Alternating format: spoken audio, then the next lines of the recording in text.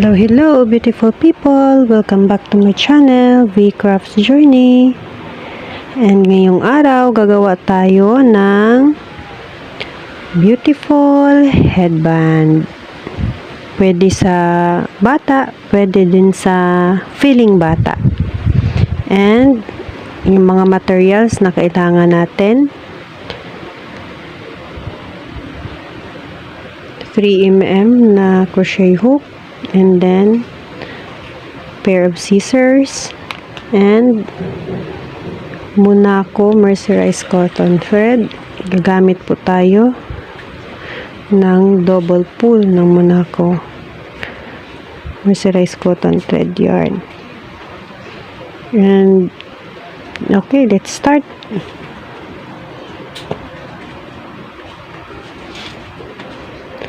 To start, kailangan natin na gumawa ng slip knot.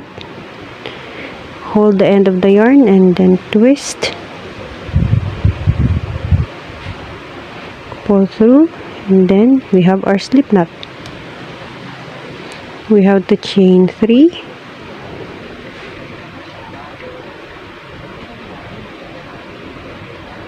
One, two, three, and then yarn over.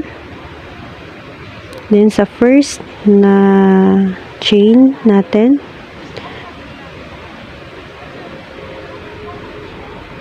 dito tayo gagawa ng double crochet natin. And ito na yung ating foundation sa ating headband. Gagawa tayo ulit 2 chains, and then yarn over, and then dito sa second natin na cluster ng ating foundation, dito tayo magtutusok ng ating hook sa pinakailalim ng ating 2 chains dito sa pinagdugtong natin na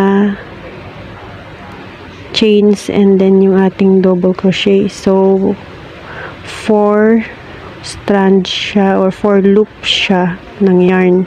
1, 2, 3, and 4. So yan, dito tayo gagawa ng ating, kukunin natin yung 4 loops na yan, then pull through, and then double crochet,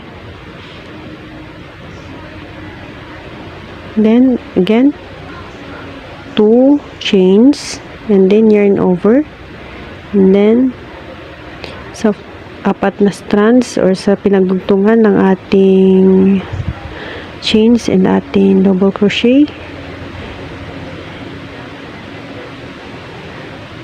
Yan, ganyan lang yung ating foundation sa ating headband.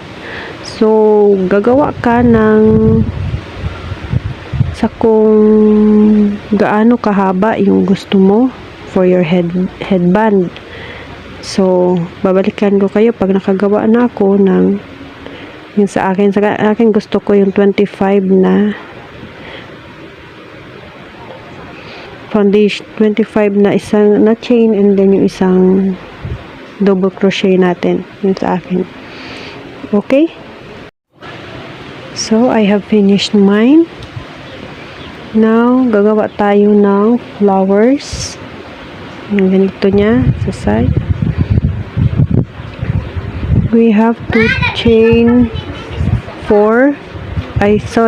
Only chain 3.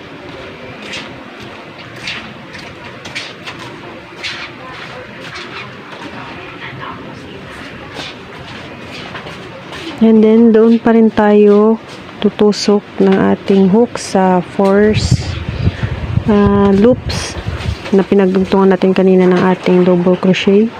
We have to do 2 unfinished double crochet.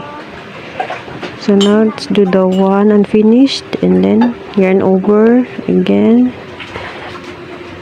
2. We have now sa ating hook ng 2 unfinished na double crochet, then pull all through, and then chain 3 again,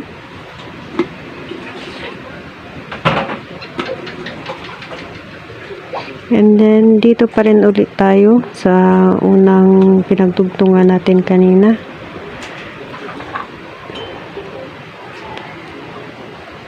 Gagawa ulit tayo ng 2 unfinished na double crochet.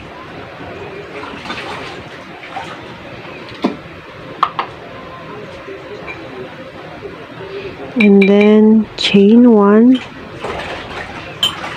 and then sa next kanina na ano natin, ito yung ating chains, and then ito yung ating double crochet kanina na foundation natin. So dito tayo sa pinagdugtungan ng ating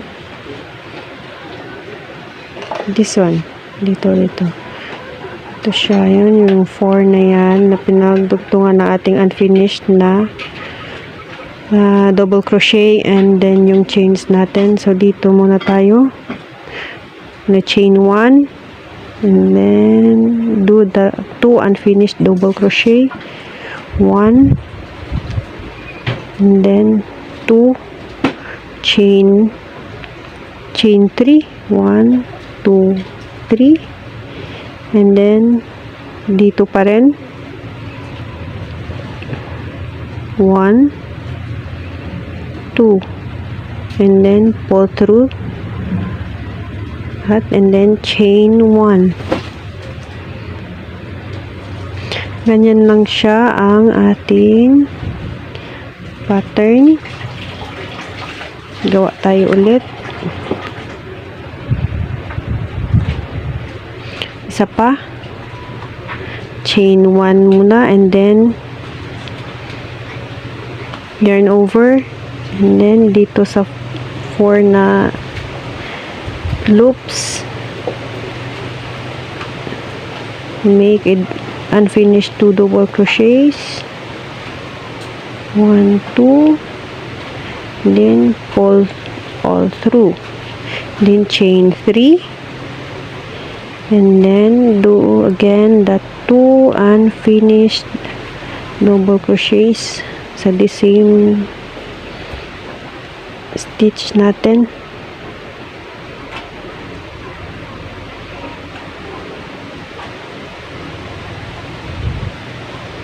Ito lang siya, and then chain 1. Ganyan lang siya, and then pag natapos nyo to,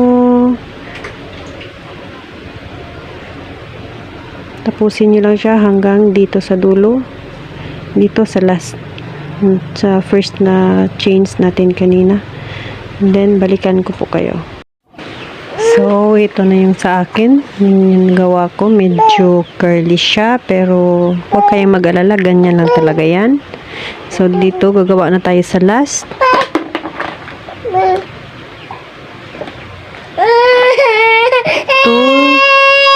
Unfinished double crochets, and then chain 3, 1, 2, 3, and then dalawa pang 2 unfinished double crochet,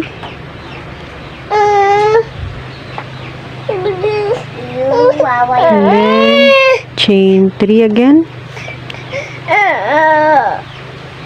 What? Baby.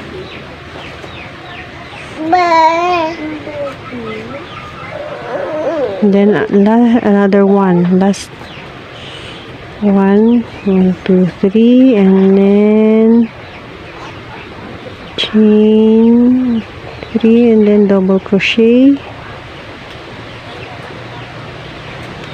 Now we have sa ating corner 4 2 unfinished double crochets, 1, 2, 3, 4. Ito na yung pinaka corner natin.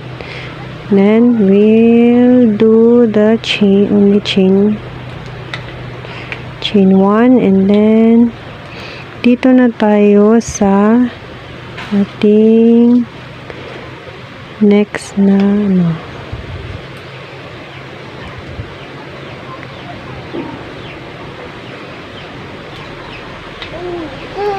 Dito tayo tutusok sa dito sa previous natin na dalawa, yung sa other side na dalawang unfinished double crochets natin. So dito tayo sa kabilang side, ito sa the same na stitch lang. Then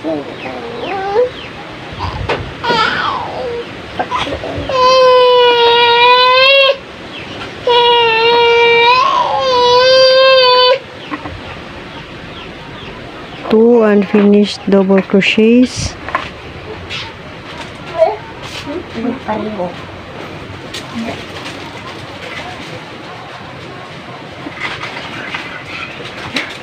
then chain 3, and then sa the same pa rin na hole, dito tayo gagawa ng 2 unfinished double crochets,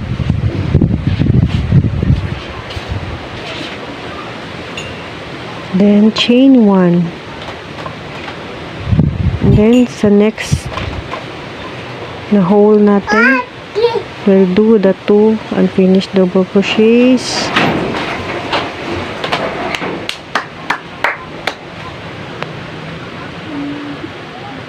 and then chain 3,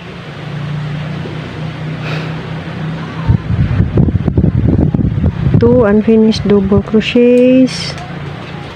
Ay, so sorry.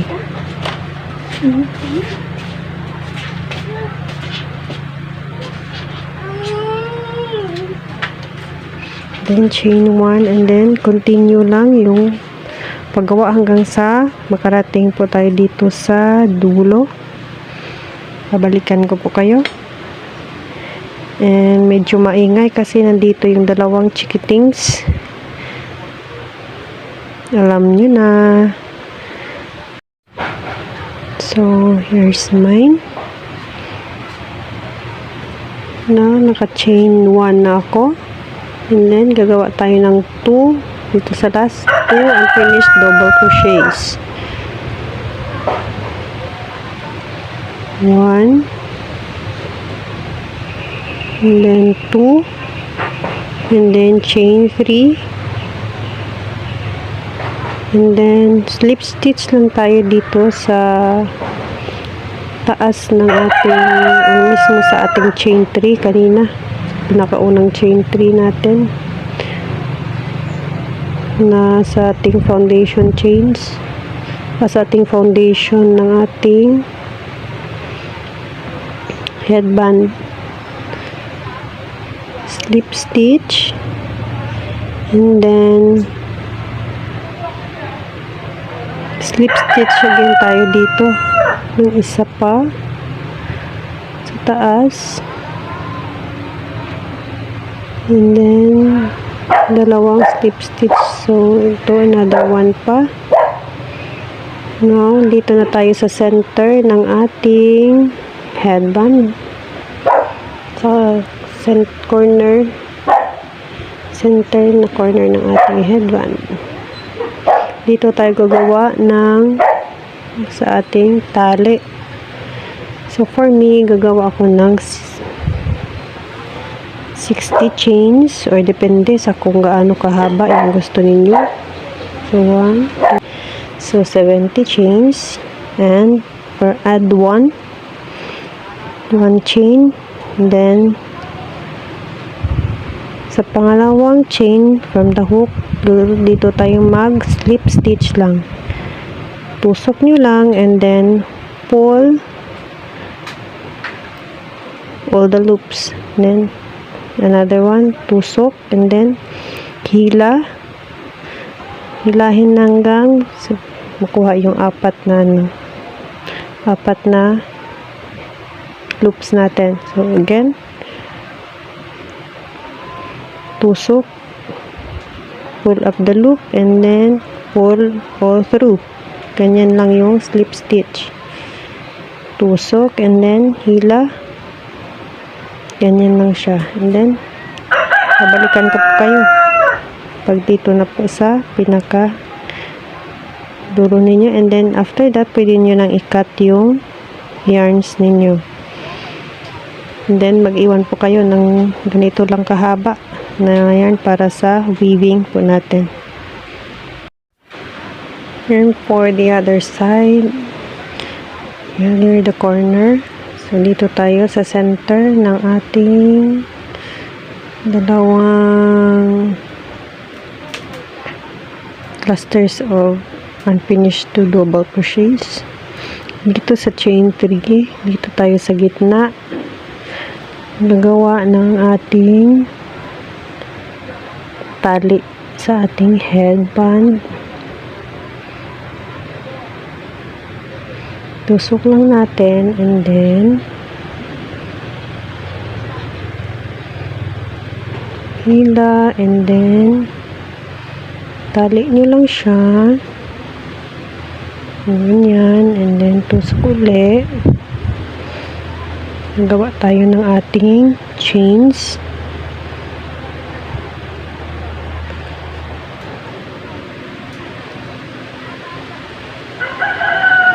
And then balik.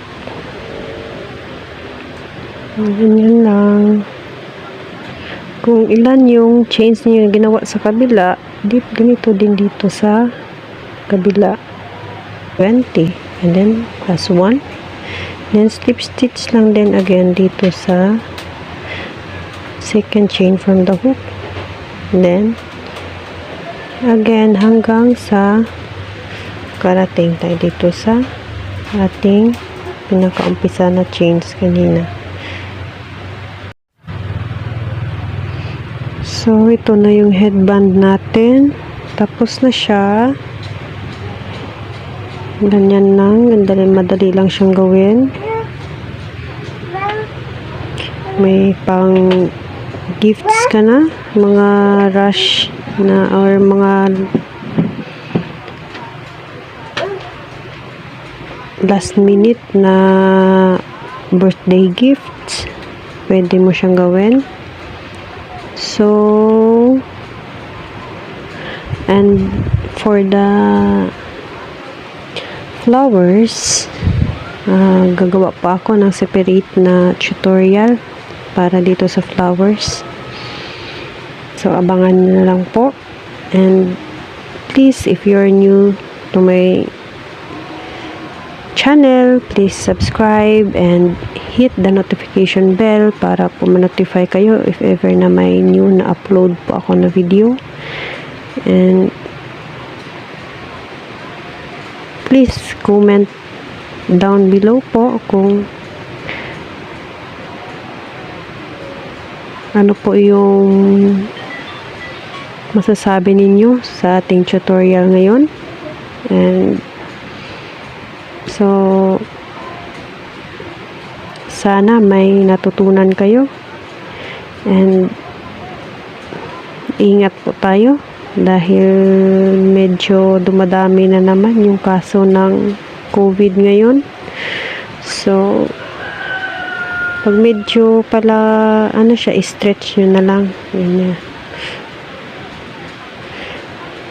Tapos ito yung mga ends, i-weave nyo na lang po o itago nyo. Bahala na kayo paano nyo siyang itago. Itago nyo siya katulad ng pagtatago ng asawa ninyo sa inyo kapag may kasalanan. Okay, so ito lang yung tutorial natin ngayon, and see you sa next tutorial natin, and God bless.